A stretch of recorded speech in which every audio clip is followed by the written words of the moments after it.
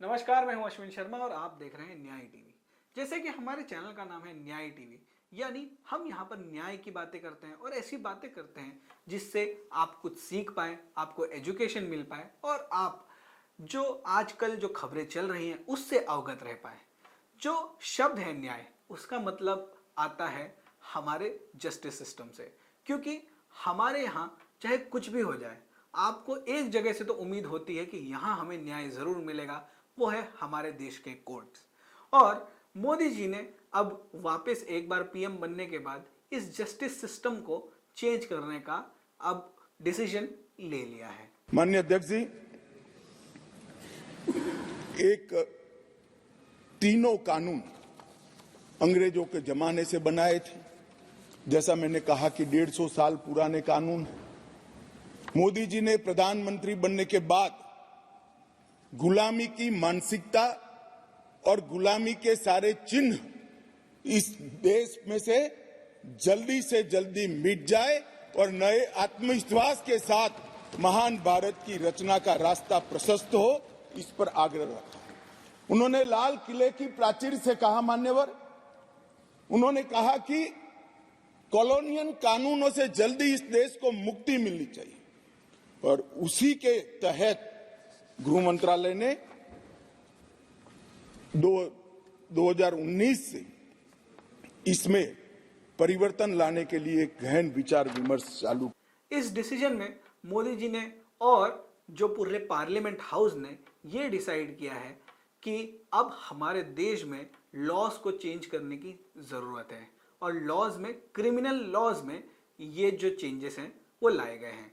दिसंबर 2023 में ये bill pass हुआ है और आज यानी 1 जुलाई 2024 से ये लॉ लागू हो जाएंगे। अब इन लॉज में क्या खास है, पहले उसको जानते हैं। लॉज में सबसे पहले ये आता है कि ऑर्गेनाइज क्राइम और टेररिज्म को प्रॉपर धाराएं मिल गई हैं। यानी आप अगर कोई गैंग में हैं और गैंग से मिलकर कोई भी क्राइम करते हैं तो वो ऑर्गेनाइज क्राइम के लिए प्रॉपर धाराएं बन गई हैं।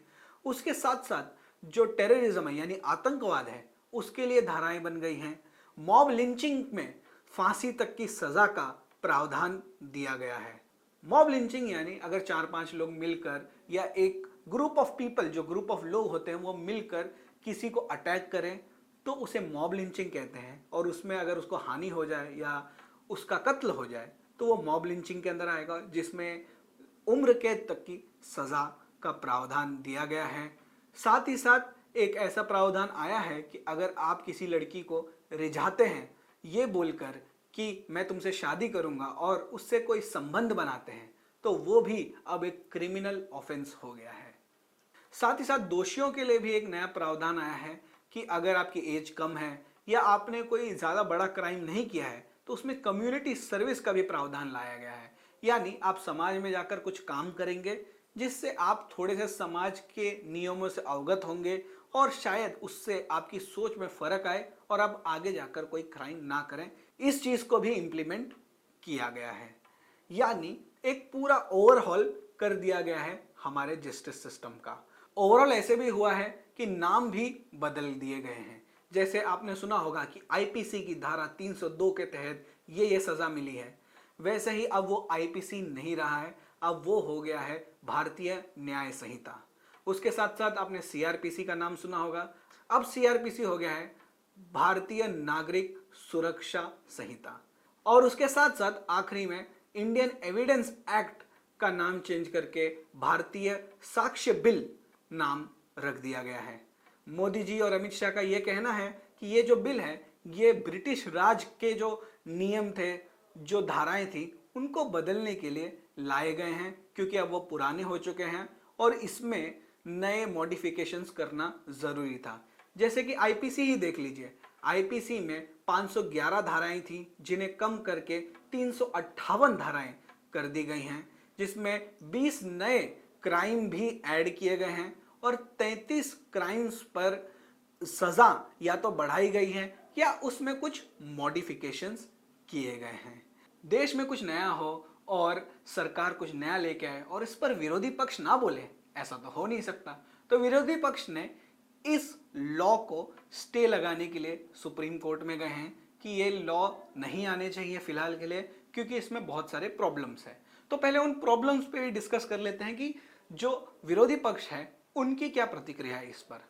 पहली बात तो, जब यह लॉ लोकसभा और राज्यसभा में आए तो करीब 140 एमपी सस्पेंडेड थे, और सुप्रीम कोर्ट के एक नियम के अनुसार, एक डिसीजन के अनुसार उन्होंने ये बताया हुआ है कि कोई भी लॉ लाने से पहले एक प्रॉपर डिबेट होनी चाहिए, जो कि इस पर नहीं हुआ है, जो कि एक सच बात है। 140 एमपीज अगर नहीं थे तो आपने दूसरी पार्टी का कोई बात शायद सुनने की कोशिश नहीं की है, और अपने हिसाब से आपको जो सही लगा आपने वो लॉ ले आए। उसके बाद कई लोगों का यह मानना है कि जो ये नाम रखा है भारतीय न्याय संहिता, और कई लोगों का यह मानना है कि जैसे इसका जो नाम रखा है भारतीय न्याय संहिता, जैसे इंडियन पीनल कोड, ठीक है, उस पर भी प्रॉब्लम यह बताई जाती है कि ये जो नाम है वो जो ऑफेंस है उसको डिफाइन नहीं करती। यानी भारतीय न्याय संहिता और इंडियन पीनल कोड यानी भारतीय दंड नियम, उसमें जो भारतीय दंड नियम में आपको पता चलता है कि हाँ ये दंड देने के लिए है। भारतीय न्याय संहिता में आपको शायद वो क्लियरिटी नहीं है कि ये किस चीज के लिए है। जैसे सीआरपीसी है, सीआरपीसी में भी भारतीय नागरिक साक्ष्य संहिता जो है ये थोड़ी बताती कि ये क्रिमिनल कोड के लिए है।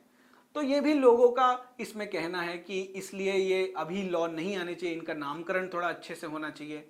और एक और चीज जो लोग लाते हैं बीच में वो है कि जो ये नाम है ये सब हिंदी में है, और साउथ के जो स्टेट्स हैं वहां पर ये प्रॉब्लम क्रिएट करेंगे। इसके अलावा इलेक्ट्रॉनिक एविडेंसेस पर कोई प्रॉपर क्लैरिटी नहीं है इन लॉज में, क्योंकि जो पहले इलेक्ट्रॉनिक एविडेंस अगर आपको कोर्ट में प्रोड्यूस करना पड़ता था तो उसके साथ आपको एक 65B का एक बिल साथ में देना पड़ता था, जहां पे आप एक तरह से अटेस्ट करते हैं कि ये जो मैं प्रोवाइड कर रहा हूं ये 100% ट्रू है और इससे कोई छेड़छाड़ नहीं की गई है। और आपको पता ही है AI का जमाना है, इलेक्ट्रॉनिक एविडेंसेस से छेड़छाड़ करना काफी आसान है। इलेक्ट्रॉनिक एविडेंसेस के साथ साथ एक नया जो प्रॉब्लम इसके साथ खड़ा होता है, जो कि एक एक्चुअल प्रॉब्लम है, वो है एजुकेशन। क्योंकि अब आपको सारे लॉयर्स को या जो अब लॉ पढ़ रहे हैं उनको ये सब चीज़ें फिर से पढ़ानी पड़ेंगी। लॉयर्स के साथ साथ जजेस, पुलिस, इन सबको भी ये चीज़ें सिखानी पड़ेंगी, पढ़ानी पड़ेंगी। और आपको पता ही है कि हमारे कोर्ट्स में ऑलरेडी इतने केसेस पेंडिंग हैं, इससे ये चीज़ें और डिले होने लगेंगी, क्योंकि अब तो जजेस बिजी होंगे ना इस पर पढ़ने में कि ये जो नए नियम कानून हैं वो किस तरह काम करेंगे। साथ ही साथ जैसे कि मैंने अभी बात की, जो वर्कलोड है वो बढ़ेगा क्योंकि ऑलरेडी जजेस की कमी है, और ये जो चीज़ें हैं वो कन्फ्यूजन क्रिएट करेगा। कन्फ्यूजन ऐसे क्रिएट करेगा कि 30 जून 2024 तक पुराने नियम लगेंगे। यानी 30 जून को अगर आपने कोई केस फाइल किया है तो वह पुराने धाराओं के तहत लगेंगे, और जो 1 जुलाई से होंगे वो नई धाराओं के तहत लगेंगे। तो ये सब चीज़ें एक कन्फ्यूजन क्रिएट करेगी, और अभी थोड़ा इन चीज़ों को समय देना चाहिए, लोगों को एजुकेट करना चाहिए, उसके बाद ही ये लॉज आगे लेके आने चाहिए, ऐसा विपक्ष का मानना है। अब ये केस कोर्ट में चल रहा है, अब कोर्ट इस पर क्या निर्णय देती है वो देखने वाली बात होगी। ये नियम लागू तो हो गए हैं, तो क्या कोर्ट इस पर स्टे लगाती है या इन नियमों को आगे चलने देती है, ये देखने वाली बात होगी।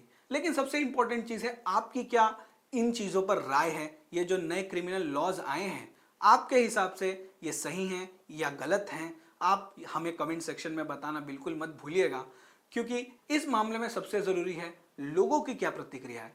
तो आप हमें कमेंट सेक्शन में बताना बिल्कुल मत भूलिएगा कि आपको ये लॉज कैसे लगे, जिनमें महिलाओं को और प्रोटेक्शन दी गई है, ज़्यादा एक्सटेंट ऑफ सजाएं दी गई हैं, यानी पहले अगर 10 साल मिलती थी तो उसको बढ़ा दिया गया है कोई सीरियस ऑफेंस में, और रेप अगेंस्ट माइनर को एक हीनियस ऑफेंस डिक्लेयर कर दिया गया है। ऐसी कई चीज़ें हैं जिसके बारे में मैंने आपको बताया। तो आप अपनी प्रतिक्रिया बताना बिल्कुल मत भूलिएगा, और याद रखिएगा दिन हो या रात हमेशा दें न्याय और सच का साथ। धन्यवाद।